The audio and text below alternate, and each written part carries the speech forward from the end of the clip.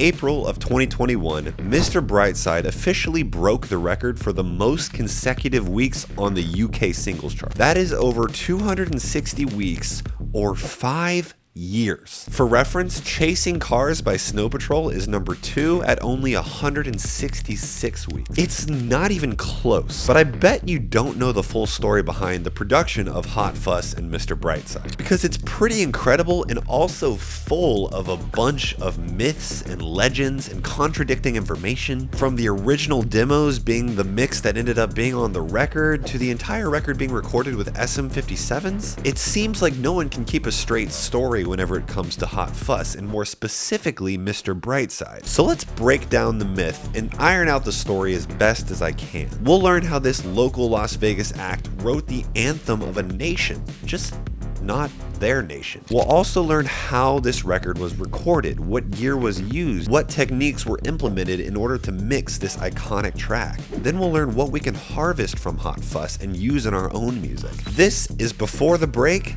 The Killers.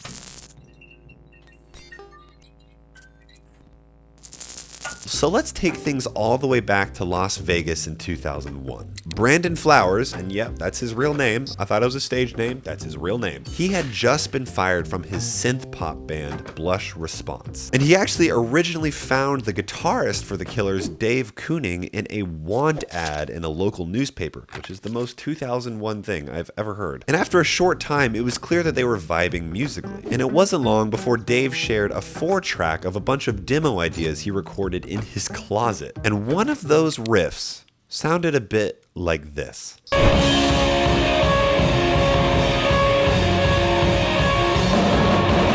Later, Brandon came back with lyrics and a chorus, and the beginnings of Mr. Brightside were starting to form. Yeah, Mr. Brightside was the first or second, sources kind of differ on this, but it was either the first or second song that they ever recorded as a duo and I guess as a band. So I know a lot of you out there are fellow creators, and if you're anything like me, you care about your video and audio quality to like an obsessive degree. Which is why podcasts that look and sound like this just make me sad. So that's where our sponsor Riverside comes in. You can remotely record 4K video and uncompressed high-resolution audio using Riverside. And it's pretty clever how they do this, because anyone involved in the call is going to have their video uploaded to Riverside's servers locally. That preserves all of the audio and video quality and makes it so any skips or freezes don't actually show up in the video. And it's also really smart because you can just download the video whenever you want from Riverside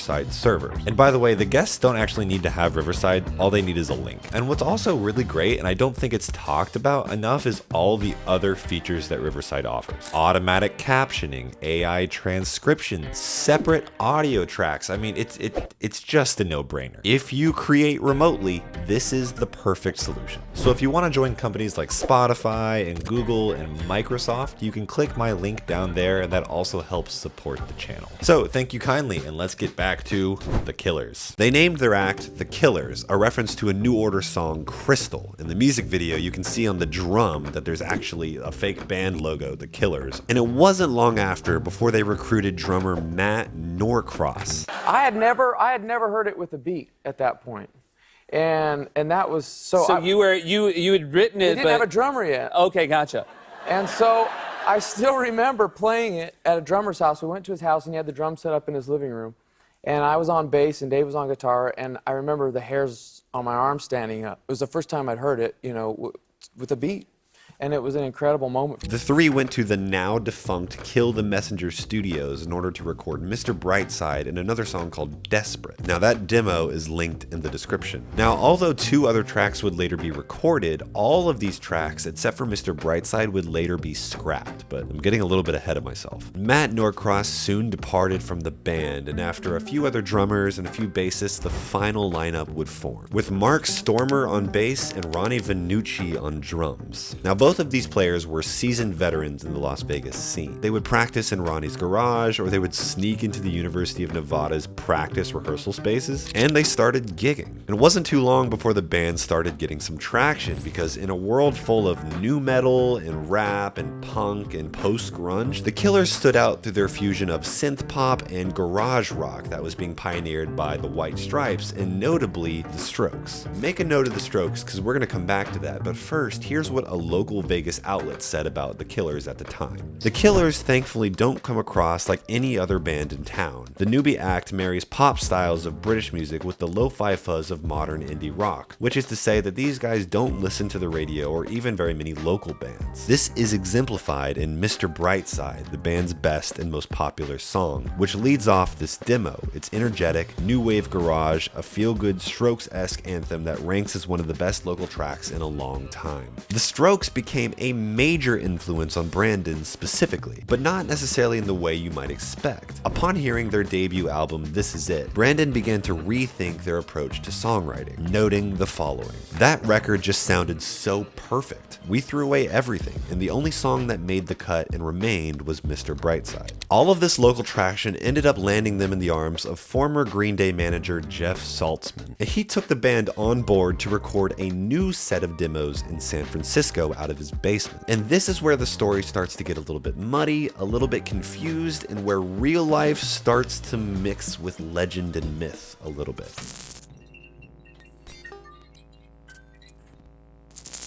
In my research, it kind of seems like these original demos recorded by Brandon, Dave, and Matt, that original drummer, some sources seem to imply that this was the mix that ended up being redone and put on the original record. But in reality, these sessions with Jeff Saltzman and notably Mark Needham would eventually end up as the final products. Yes, that's products with an S. We'll get to it, sorry to tease, but I want to jump a little bit into the record production process during these sessions. Now, all of these demo sessions were all recorded live, including Mr. Brightside. All of these tracks were recorded on an 8-input console with a direct input from a Nord keyboard and a Line 6 bass pod for the bass tone. That is a throwback. I barely made it out of the Line 6 pod era. That's right when I started recording music. And the vocals were all done live in the room with the band, all recorded on a Shure SM58. Gotta love it, dude. Gotta love it. So whenever it comes to the guitar tone and the drum tone, we're getting a little bit more into speculation territory here. Sources begin to get a little bit more vague. Mark Needham did confirm that the guitar amp on the record was a Supro reissue amp. And I would also assume that the guitar was a Gibson humbucking guitar. In all of the early live recordings I could find of them, he's using a Gibson Explorer. I'm just going off an assumption here. It could also be an SG. I've seen him use an SG as well.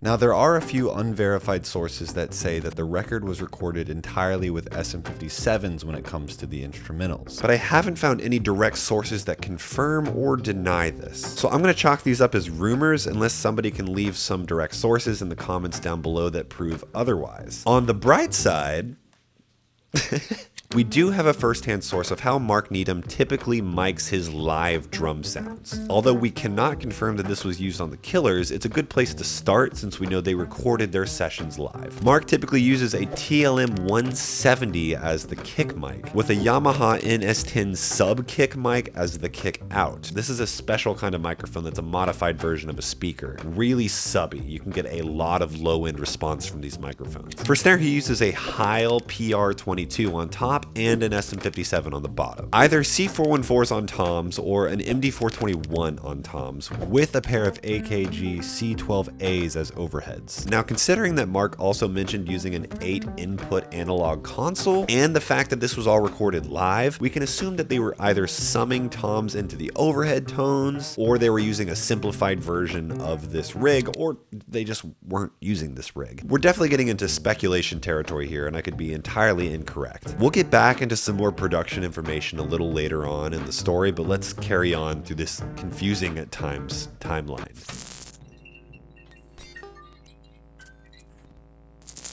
Although the band did perform to many interested labels in the US, they really saw success in the UK first. It wasn't until a set of 5 demos, including Mr. Brightside, that one mixed by Alan Moulder, it wasn't until those found their way over to the UK that a small record label called Lizard King Records decided to give them a chance. There happened to be a guy from England at one of the showcases, and he took the demo back with him to the UK. We all got passports, and we came here in September 2003, and that was where things started to change for us. And so, on August 19th, 2003, on Zane Lowe's BBC Radio 1, Mr. Brightside made its first debut. So to make sure that we're all on the same page here, let's outline the progress of Mr. Brightside so far.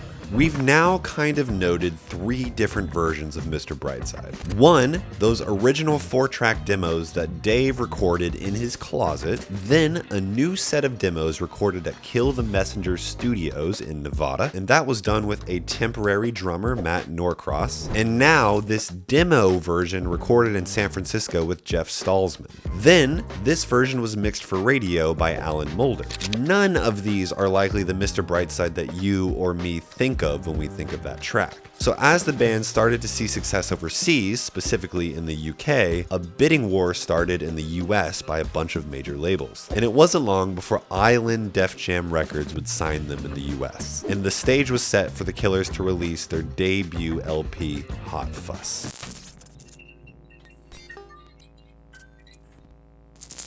The production efforts were headed up in Los Angeles and San Francisco, led by Mark Needham and Jeff Saltzman, both of which were doing production and engineering work. And here's where I think a little bit of that myth starts to come into place, because a lot of those original takes from the first session with Jeff Saltzman ended up being on the final record. The band felt they couldn't match the energy of those sessions, even though they tried several times. Mark Needham even attempted several other mixes, and although he tried 4 or 5 other times to develop a more permanent mix, the band always liked that first one the most. And so that mix ended up being the one on the record. I wanted to ask you about Mr. Brightside. Some people say the original mix is what ended up on the record. Is that true? Like, what's the story behind that all? That's the mix that ended up on the record. I actually remixed it on my SSL in LA probably 4 times. It had the energy, the band loved it, and that's what we ended up using. Yep. The iconic mix of Mr. Brightside was done in about 30 or 40 minutes, all with minimal production work too. Mark notes that they used a very early version of Pro Tools, with their main plugins being the Drummer Saturation plugin, Pro Tools native 1176 compressor plugin. I'm getting like war flashbacks just from like looking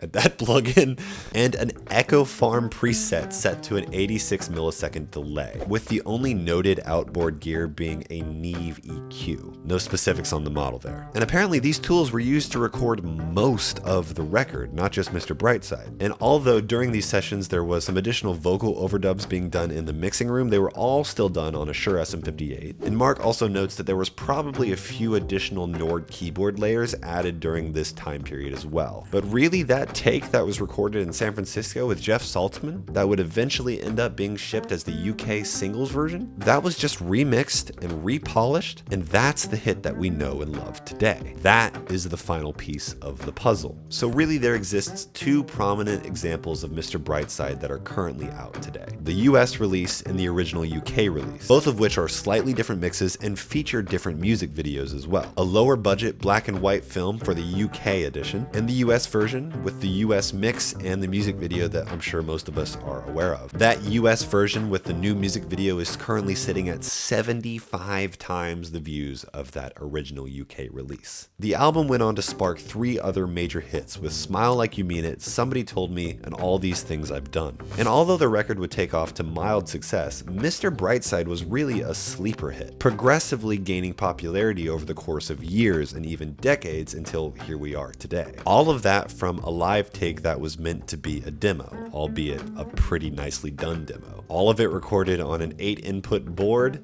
with a Line 6 bass pod, an SM58, and a whole lot of talent. So we've explored other amazing albums and how live takes ended up having way more energy that could never be matched by an overdubbing session. I'm specifically thinking about the Rage Against the Machine video as a good example of this. And hey, look around your studio. Maybe you have some similar gear to what we've described today, besides the drum section. An SM58, some cheap emulators, probably what you have on your computer is going to give a more accurate sound than a Line 6 bass pod. Maybe you have a crappy mixing board, or you can pick one up for a couple $100. What I'm trying to say, and what I'm always trying to say with these kinds of videos, is that the magic of these records is in the performance and in the skill of the band. It's not some mystical process where the band go behind some big red doors into the make everything sound good studio and come out with a hit record. You might have gear similar to this, and with the right mindset, you can achieve a similar result. You got this. I hope you enjoyed. If you did, I would love if you left a like and a subscribe and a comment. Really helps these videos out, and for what it's worth, it